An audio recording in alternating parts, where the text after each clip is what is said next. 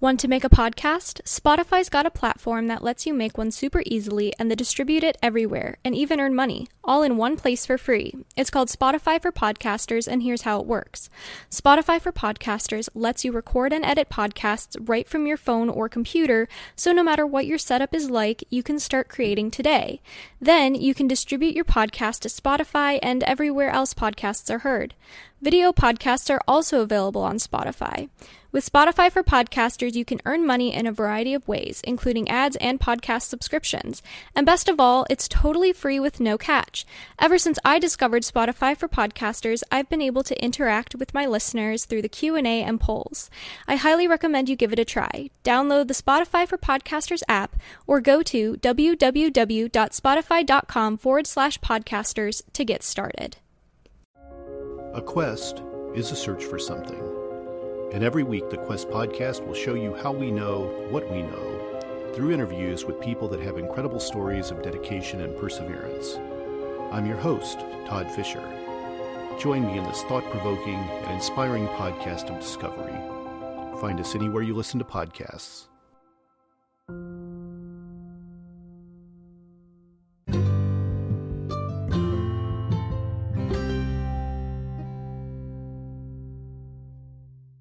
Hi, everybody. Welcome back to A Catholic's Perspective, the podcast all about being a young Catholic surviving in a secular world. I hope you are all doing well because I have a treat for you today. We have a testimony story. So joining me today is Tonja from Mother at the Well. You can find her on Instagram, and she's here today to tell us about her story. So thank you so much for being here, Tonja. I appreciate it. Hey, Amber, thank you so much. I'm really excited to jump right in and spread the good news of the faith. Oh, me too. I think it's so important because we kind of started this because I posted something on my story, and then you told me about your testimony briefly, and I was like, oh my gosh, people need to hear about this because I think so many people are struggling with something similar or have gone through something similar. So I think it's going to be a really inspiring story. But before we get started, did you want to tell the listeners a little about yourself?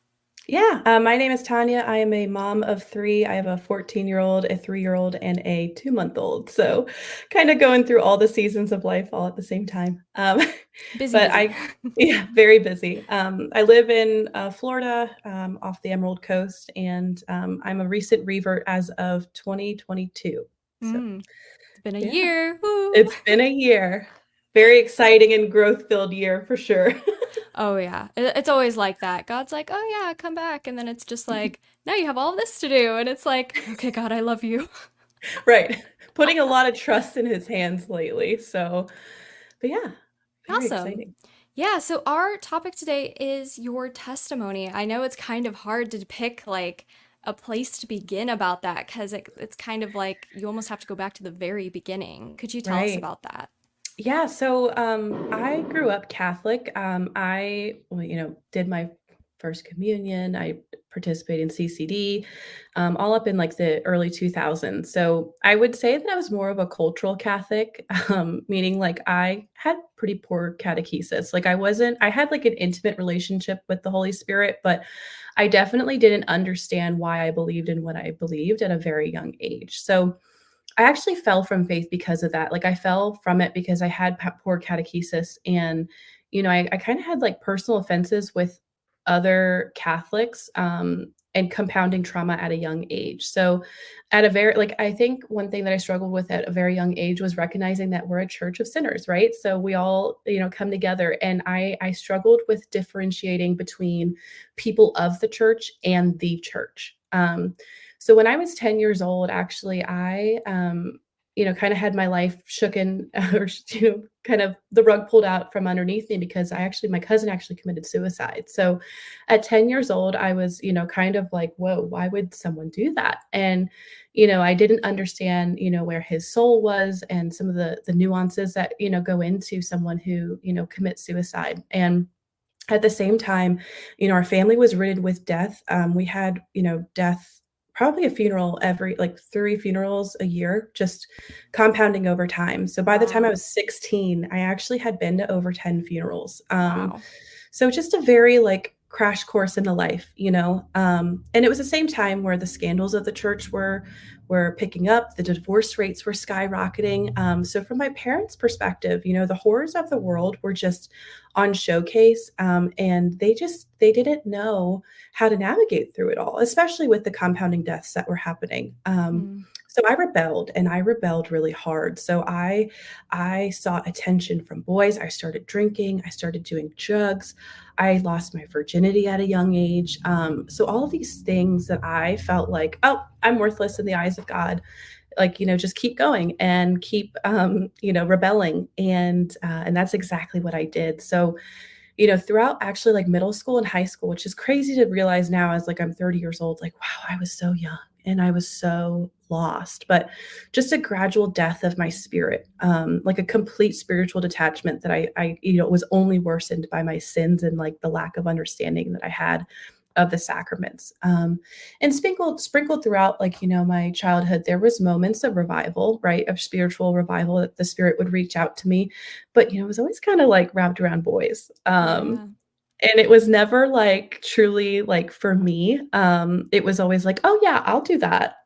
But because like maybe you'll date me kind of Right. thing.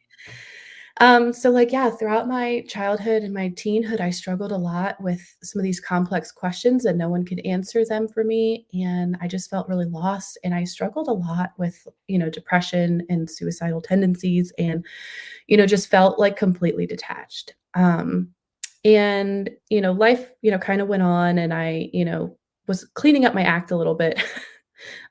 Because through high school, there was actually like two more people who committed suicide. And I was just like, okay, something is like something's bad. It's going on here. Right. I'm seeing my friends drinking. I'm seeing them like, doing hard drugs and that they're continuously falling and life's not getting better. So I actually like tried to steer my life as best as I could, towards God. And there were some moments that, I did so. And that's actually where I met, well, I reconnected with my now husband. So funny story there. I reconnected with him, and he was a neighbor, so we actually grew up with each other. Aw. But I know I love that that we grew up together. He's like my childhood crush, and now he's my husband. But when we started discerning, like I started discerning dating him, I mean, he was a single dad. He had a kid at 19 and, being a semi-practicing Catholic at the time, it was like a big red flag. Like, no, I'm not going to date him. And I just had this, voice like him. And it was like, I was like, okay, I know I've been to confession. I know I received the Eucharist. Like, are you sure it's him? Because like everything tells me that it shouldn't be him, right? Right. But he had like some qualities about him that were like just not founded in other guys. And I took a leap of faith and we started dating. And I immediately fell in love with in him and his son. And actually his son, my stepson now, was actually the reason why we kind of took a serious journeying of faith. Mm. Um, at ages like 6 or 7, he started asking us questions about God. And, together we were unequally yoked for sure, being in a relationship. But I felt like my stepson was the one who was like, hey, who's God? Mm. And kind of softened our hearts and was trying to get us to, bring him to church, talk to him more about some of these topics from a theological standpoint. And, we are stubborn. We were stubborn. Wanted our own, ways. We wanted to succumb to our own vices. We wanted to cohabitate. We wanted to do all the things that we wanted to do. Yeah.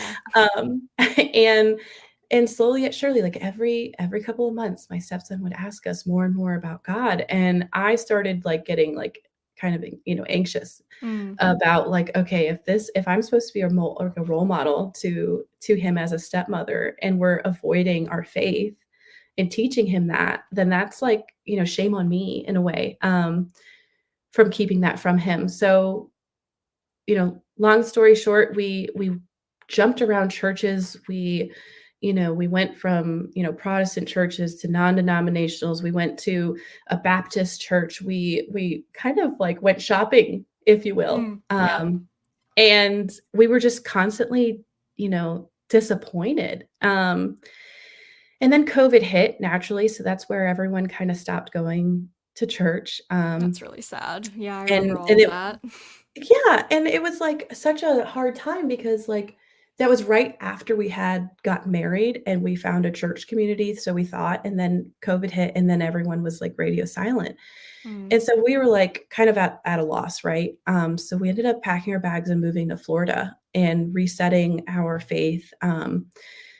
We still had high doubts from, poor experiences with other believers, but we still had this thirst that we couldn't get rid of. And, being kinda isolated really forced us to kinda look in the mirror, and, we were kinda struggling after the move, just within our personal selves, our personal goals. We knew that we weren't living in accordance to God, but we didn't know where to start. And I actually, I was at, like, a complete, like, low where I just gave up and I prayed the only prayers that I knew, which is the Hail Mary, the Our Father, the Glory Be. And I actually asked God, I asked Jesus, I said, Jesus, I don't hear you anymore. And it scares me. I pray for your divine intervention. Please, help. I invite Mm. you, I invite you at into the depths of our marriage, and just please just answer this prayer. And a couple months go by, I don't hear anything. And out of nowhere, my husband says, "I gotta talk to you about something." And I'm like, "Okay."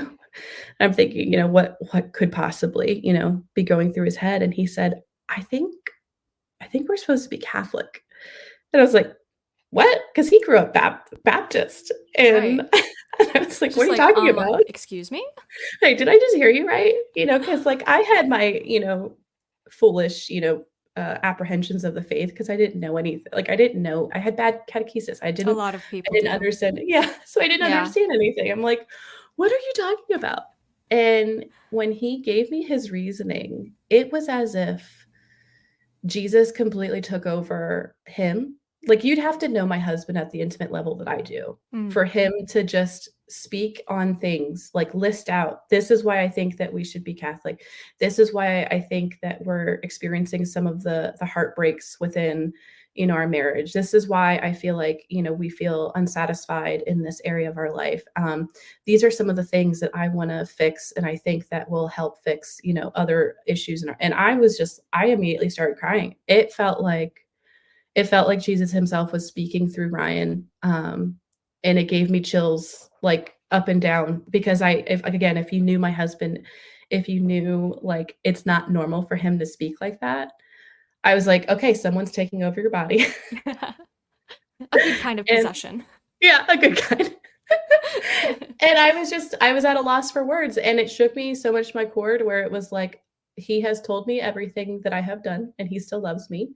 Um, and I was like, "Wow, okay, so God is real, Jesus is real, asking for intervention is real, and I'm gonna follow my husband and, like, go towards the path of, Catholicism," which is hilarious because, like, again, we grew up in a secular environment. We could have anything that we wanted. We could succumb to any vice that we wanted to. Like, there was literally no reason, no categorically, it doesn't make sense for us to, like, desire to, Right. like, to convert. And so he did. And I think he will joke around and say that he was trying to disprove, Catholicism, that he actually was like, "Oh, wait, this nope, I can't disprove it." It's funny how Um, that works.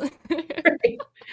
So he started RCIA, and then I told him, flat out, I said, "Look, I have a history of succumbing to religious beliefs because of men. I know you're my husband, but I want to study this on my own." So I kinda, like, stiff-armed him and was like, "I want to learn at my own pace. I want to come to my own, conclusions, and, and then work through them together." And that's exactly what we did. So, he got confirmed in the Easter vigil of last year, and my stepson got baptized and confirmed. That's beautiful.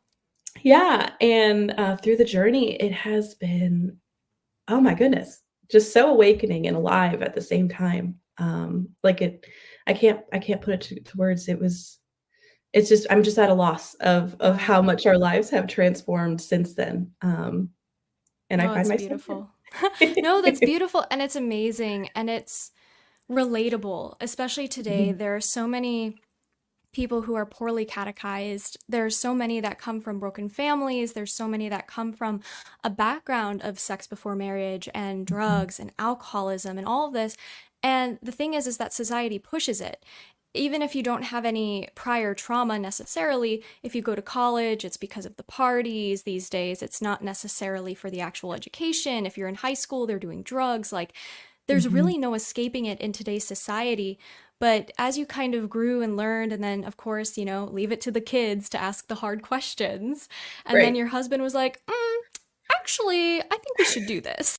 It's Right. like, it's so crazy. How have you seen the change being Catholic in your own life over the last year and like your family? How has it kind of changed you guys? Oh my goodness. So, so when I went to my first confession after it'd been, 12 years, the amount of weight that was lifted immediately was Mm, just profound. I mean, I cannot describe how much, like, anxiety that I've been carrying, so much sadness that I've been carrying that was immediately lifted. So for starters, like that, like something that I was so afraid of, I'm like running to confession every week. Like I love it. I can't get enough of it. it's amazing. It really is. I would say that our nothing has changed, but everything has changed, if that makes sense. Just the way that we view things is just so different. We're slowly yet surely realigning our entire lives to align with the faith. So everything is stemmed off of, Sunday. So because we make Sunday a holy day, everything bleeds into that. So like we're Mm, starting to do, liturgical living. We're reading more, books on theology where, everything about our decision making is constantly being checked in with God of like, okay, what do you think about this? And we're kind of like putting a pause and then we're waiting to see, we're not as impulsive. right. Um, we've definitely grown closer in our marriage. We've grown closer with our children. I feel like we've become, better parents, just in terms of like, communication, offering more grace, more patient, because we have realized the necessity of a childlike dependency to God. Mm. So I feel like that dynamic has helped us, be better parents. Um, but yeah, I think there's there's a lot of changes that have happened that, if you were to like ask me or tell me 3 years ago, this is what your life would look like, I'd be like, "There's no way I'm listening to Gregorian chants on the way to confession." There's And then it's like the next thing you know. yeah, the next thing you know. So yeah, That's it's so definitely crazy. yeah. It's, Mhm, you know, and I mean, it's crazy in general just learning because I think a lot of people don't believe miracles happen these days, but mhm, it's like this is a miracle. The fact mhm, that you went from your life of living in, habitual mortal sin to coming to Christ. And not just that, but also like, your whole family. I mean, mhm, that's not that that's super rare, but I know plenty of Catholics who converted or reverted and their spouse still hasn't, or their kids are fighting mhm. them on it. And so for you guys to make that decision as a family is so beautiful. And what would you say to your younger self? Like if you could go back to like your teens and everything, what would you say to her? Oh my goodness. Well, there's probably a laundry list, but um, I would say, that your family resides in the Holy Family. Mm, I wish I knew that. I wish I knew that I had a mother and Mary younger. I wish I knew that I had, an example in real life, of what, like, a perfect Holy Family looks like. Like, obviously, growing up Catholic, you hear about the Holy Family often, but I didn't realize that there was, you know, things that you can learn about and dive into. right. But I wish I knew that at a younger age for sure. Um, I definitely think it's important, and the poor catechesis is something we see a lot today. I mhm, babysit for a lot of families, and I also taught CCD for a little bit at a church for sixth graders. And I was teaching them like the basics. We were teaching them about Bible stories, and we were teaching about the Ten Commandments and normal things that, fifth and sixth graders would need to learn. And there was only one girl who knew anything, really. Mm. Some of the kids knew stuff because we just went over the readings and they memorized it and stuff. But if I were to go in there and I was like, okay, did you guys do your reading this week? And they were just like, because, Yeah. I don't blame the kids at all because the parents are the ones who have that responsibility to help their children grow in the faith and give them that example, like you were saying, which Hmm. kind of pushed you to be a better parent. It's the parents' responsibility. So the kids aren't, at all to blame, but I'll talk to the parents afterwards. I don't think enough CCD teachers talk to the parents afterwards and are like, hey, are you going over with your kid like these prayers? Like, are you Right. sitting down with them? And there was only one girl, and you could tell her parents really put in a lot of time and effort to take Hmm. her to mass, to take her to classes, to watch, Catholic content with her, because she knew almost every answer to everything. And I'm like, okay, you're way above where you should be.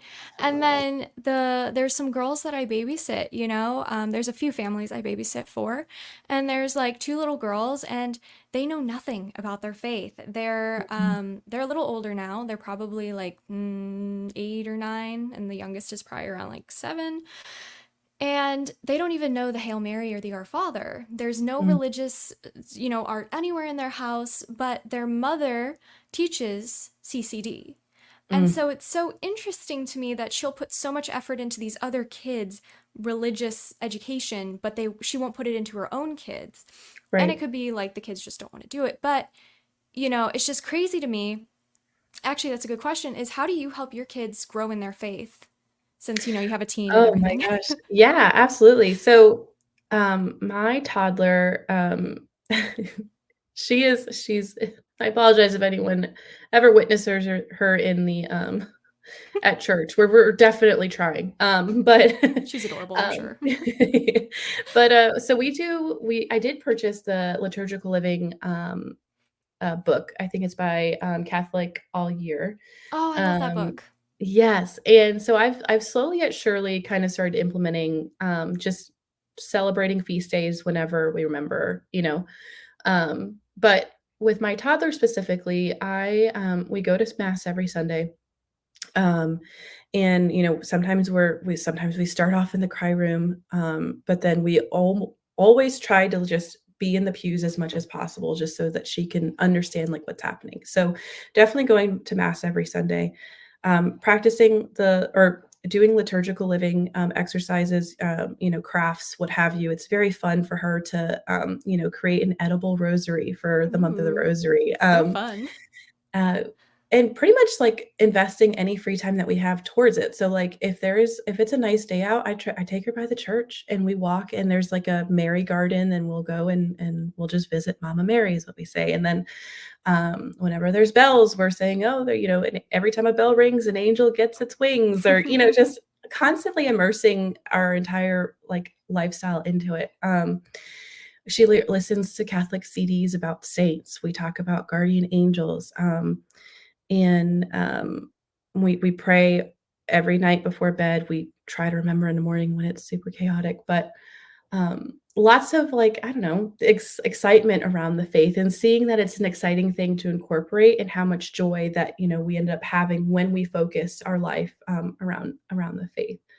Um, so definitely tons of, like, resources that that I actually do with her. But with our oldest, my husband is point on that one, because my son he's 14, but he is obsessed with this stuff. I mean, Beautiful. he's reading what's the book called? The Early Catholic Father, or I can't remember, but I mean, he's listening to Trent Horn, he's listening to Scott Hahn, he's reading all of these books at a very young age. And I think the way that my husband helps him is, learning how to, one, um, defend the faith, Mm, meaning, like, understand scripturally. If you're going to believe in something, you better be able just to defend it scripturally. So he's been helping him in that regard. Like, if we are taking the sacraments and we're saying that we believe in the sacraments, here's a scripture that aligns with why we believe in what we believe. I see. And then, so being able to defend the faith, and then, also just being prepared to answer some of the questions or the criticisms that he may receive at a young age. So that's something that I remember as a young one in high school. Like, when the scandals were happening, people would, peers would call us names, would, tell us what we believed in and what we didn't actually believe in. So helping fuel him to be one, defend the faith, but also know how to debate properly, It's and really important. yeah, especially like at a young age, because like kids are always arguing on comments and like on social media and stuff. But then by us teaching him how to argue in a fruitful way, Mm. that way he can decipher whether or not the conversation is fruitful, or if it's just you could just ignore, how to go, like how just ignore that person entirely, if that makes sense. Yeah, I definitely feel that because I always said that the fruitful arguments are questions. I'm like, if Yeah. you can ask questions and you can get people to think about what they're saying to you, usually they Hmm. don't actually believe what they're saying to you. They just want to win an argument. And that's like Yeah. not a fruitful way of winning. So that's awesome. Yeah, and that could be discouraging for him if he doesn't understand how to respond to behaviors Mm. at a young age. So it's definitely like a work in progress. But I mean, I got to hand it to him. This kid is like obsessed with it. He loves it. Um, but he I don't know. I'm just excited to see, like, as a 14-year-old. I wish I had that. I wish I had that, like, excitement for the word, excitement for the truth, and be able to articulate what I believed in without any doubts. And I definitely see that he's taking on that path. Right. And I think that's really important. I think parents need to hear that too, is like you I feel like a lot of parents try to baby their kids. Mhm, They try to keep them from like the bad parts of the faith, so to speak, but like they're not bad parts, they're important parts, specifically like mhm. suffering, martyrdom, all of those things are so important for kids to understand. But because parents are like, well, my kid could do no wrong, which is, I get that, like being a parent, you want to Mhm. it's like we're still human beings. We're still susceptible to sin. It doesn't matter if it's your kid or a stranger on the street. Like they're going to run into some of this stuff, and it's best to prepare them for it. Right. And the church, I think, does a not so great job of that. I've noticed as a CCD teacher and as somebody who has watched Catholic kids grow up. Many of them are into things that are not Catholic because Yeah. they're poorly catechized. Right. And I was there, you were there, so many people were Mhm. there. And I think, there really needs to be a movement for better catechesis. Yes. It's one of the reasons why I loved Archbishop Fulton Sheen so much, and he needs to be canonized already. Yeah. It's too long. But I loved him because he had a way of reaching people that nobody else was able to do. And he had this charismatic nature where he was willing to speak conviction and he was willing to speak truth, but he still had a humor about him. He had a way of delivery where people felt convicted, but they felt loved at the Yes. same time. And I Mhm. feel like we've really lost that type of personality in the church, and we need someone like that back. Oh, for sure. And just like and I love like this movement of practicing more reverence and treating this like that it is a real thing, like a Eucharistic revival, a Mm, belief in the sacraments. Like it is very discouraging as young Catholics, meaning like we're still like, we're on year one, so it might as well be freshmen in terms of our like as far as Catholics go. But then you walk into a parish and half the congregation's on their cell phone. mm-hmm, Um, and and it's like I agree that like, having gone to mass, when I was a young child and had felt like the fear of God instilled in me to mm, where I was like afraid to make any move, to now complete and utter like just don't care about what stands in front of them, what is like it presented in front of them. And that's really hard, to, bring our kids every Sunday too, to a place where, half, if not more of the congregation does not believe in the true presence. And that's kind of like why, like, at least like myself and my husband, but specifically my mission with like the Mother at the Well is to say, with poor catechesis, poor understanding of the sacraments, it is a guarantee that your child will fall from the faith. It is a mm-hmm. guarantee that they will have suffering based off their own free will and their own decisions. And there's a lot of things like negatives that go along with that. I mean, it is a miracle. We want to talk about miracles. It's a miracle that my husband and I are alive with how far we rebelled, because his story, his testimony is very similar to mine. But um it's just if we don't want our children to fall from faith, if we want what's best for them, then as parents, we have to take that personal responsibility and be able to defend the faith and know why we're defending it. And I think that's what's intimidating to adults. Like, where do I start? How do I should I know this? Should I actually believe in the true presence? And if I don't, then what's wrong with me? And having no shame in that. If you find yourself in your 30s, 40s, 50s, what have you, and you don't know if what you believe in is the true presence, well, let's fix that. Let's give you some resources for you to believe. No, that's so true. And I think that's so important. And I really do hope that this revival brings a lot more people into, true belief of the Eucharist, because that's the pinnacle of our faith. That's the whole reason we're Catholic. If we didn't have the Eucharist, none of this would make sense. Right. And so that's the whole foundation on which our faith is based. I mean, obviously we have church history and scripture and everything, but that is the pinnacle. And so, yeah, I completely agree. And I guess just to kind of like wrap up our topic here, because this has been so great, what would you say to anyone who's kind of going through that? Maybe they're afraid of reverting or converting. Maybe they're stuck in a sinful lifestyle. What would you say to them based off your own experiences? Oh man, I would say learn about God's mercy. Really understand God's mercy and what that actually means, and that there is no sin, no lifestyle that cannot be forgiven with God's mercy. And to really, if you haven't hit rock bottom yet, you're gonna hit it. Eventually. And it's up to you to decide how much enough is enough. And at any point, it doesn't matter if last week you were, I don't know, doing a Ouija board. It doesn't matter what you think is so far from sin. At any point when you say, God, I need you, please intervene, he will. So, but you need to be ready and able to listen. So it's never too late. It doesn't matter how many sins you've committed. It doesn't matter any of that. The moment that you decide enough is enough and to dive into the mercy of God, I think you'll be shocked to realize, how much comfort you'll feel immediately. No, it's beautiful. Yeah, no, thank you so much, because I think it'll help so many people out there who are kind of stuck in what society deems as like the ideal culture, and everyone's depressed. Suicide rates are so high, and it's like, how can someone say, oh, this is the best culture when we see that it's not? Like, the fruit of it is not, And so I definitely think that this will help a lot of people. So thank you so much, Tonja, for being on here and talking to us. And where can my listeners find you one more time? Mother at the Well _ on Instagram. Stay tuned for updates and all that good stuff about the ministry. So wonderful. Okay, great. Well, thank you so much, Tonja. Again, I really appreciate it. Yeah, thank you, Amber. Take care. And with all of that being said, I hope that you guys enjoyed this podcast episode, and I'm praying for you always. I'll talk to you guys next time. Bye.